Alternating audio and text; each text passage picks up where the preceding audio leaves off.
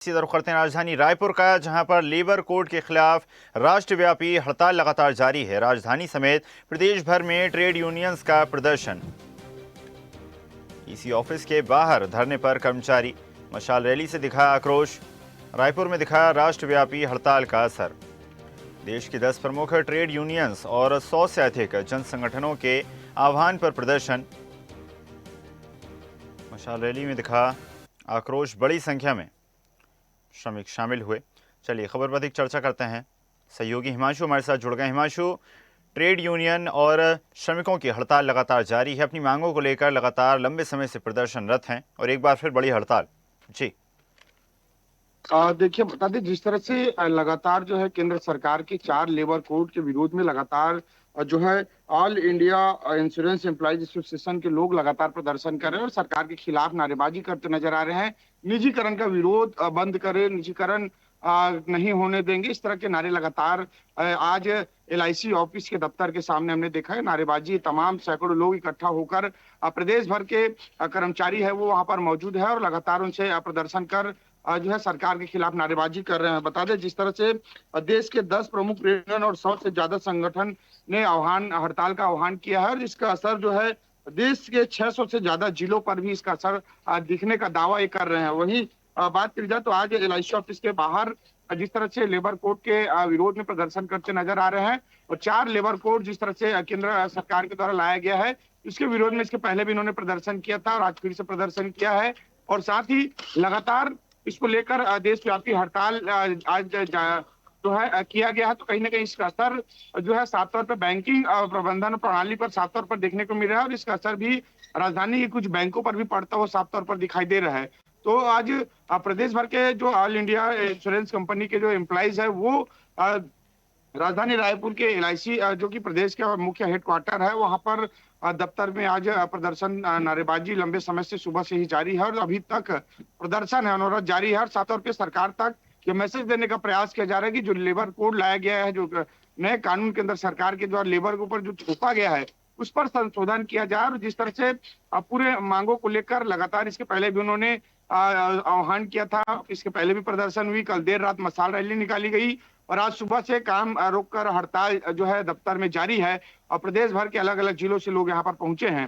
तो निश्चित तौर पे केंद्र सरकार को एक मैसेज देने का प्रयास है कि केंद्र सरकार के इस तानाशाही रवैये, इस नियम और कानून पर संशोधन किया जाए, वरना यह हड़ताल है वो अनवरत जारी रहेगा। जी जी बिल्कुल हिमांशु, और जिस प्रकार सरकार का ये दावा था और लेबर कोड का जो निर्माण किया गया था वो भी इसी उद्देश्य से किया गया था कि ज़्यादा से ज़्यादा श्रमिकों को उनके अधिकार दिए जाएंगे, उनके लिए कार्य किए जाएंगे, उनकी बेहतरी के लिए ये प्रयास होगा। लेकिन कहीं ना कहीं श्रमिक ही अब लेबर कोड को लेकर बेहद नाराज़ हैं और इसको लेकर लगातार प्रदर्शनरत हैं।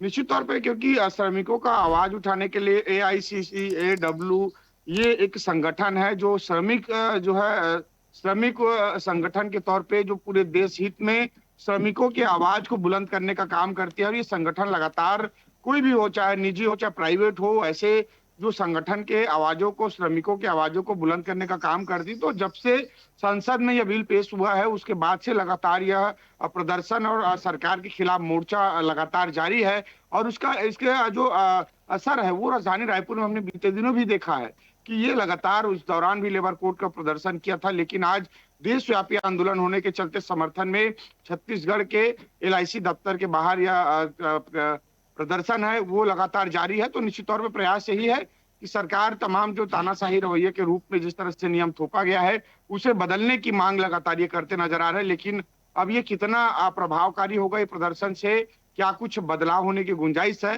वो जो है सरकार के रिकमेंड के बाद पता चल पाएगा। जी जी बिल्कुल, और जिस प्रकार 12 घंटे की शिफ्ट को लेकर माना जा सकता है, लगातार जो श्रमिक हैं वो प्रदर्शनरत हैं। उनका कहना है कि 12 घंटे की शिफ्ट श्रमिकों के लिए एक अन्याय है, उनके साथ दुर्व्यवहार है और इसको लेकर लगातार वो प्रदर्शन करते नजर आ रहे हैं। तो क्या लगता है आपको, श्रमिकों के अनुसार 12 घंटे की शिफ्ट ना होकर कितने घंटे की होनी चाहिए? देखिए, बता दें इसके पहले अगर लेबर कोड के नियम की मैं बात करूं तो 8 घंटे की जो है ज्यादातर जो शिफ्ट होती है वो 8 घंटे की होती है। कोई भी अगर चाहे फैक्ट्री हो, दफ्तर हो, जिसे 24 घंटा बंद नहीं किया जा सकता, वहां पर 3 पालियों में शिफ्ट लगाई जाती थी, यानी 8 या 24 यानी अलग अलग 3 शिफ्टों में काम लिया जाता था। लेकिन अभी स्थिति ऐसी बन रही कि 12 घंटे शिफ्ट लगाकर 2 पालियों में काम लेने की कवायद जो है नए नियम और नए प्रावधान में रखा गया है। तो कहीं ना कहीं इससे हालांकि आर्थिक रूप से उन्हें उनका महताना तो दे देगी कंपनी, लेकिन प्रमुख तौर पे देखा जाएगा अगर ये नियम में आ जाएगा तो अभी भी कई कंपनियों की ऐसी स्थिति चल रही कि 12 घंटे स्वेच्छा से ले रहे हैं, लेकिन नियम आ जाने के बाद अगर ये 12 घंटे की शिफ्ट अगर थोपेंगे तो निश्चित तौर पे कई जो है कर्मचारियों की, श्रमिकों की मनोदशा की स्थिति है वो बिगड़ जाएगी, स्वास्थ्य पर इसका बुरा प्रभाव पड़ेगा।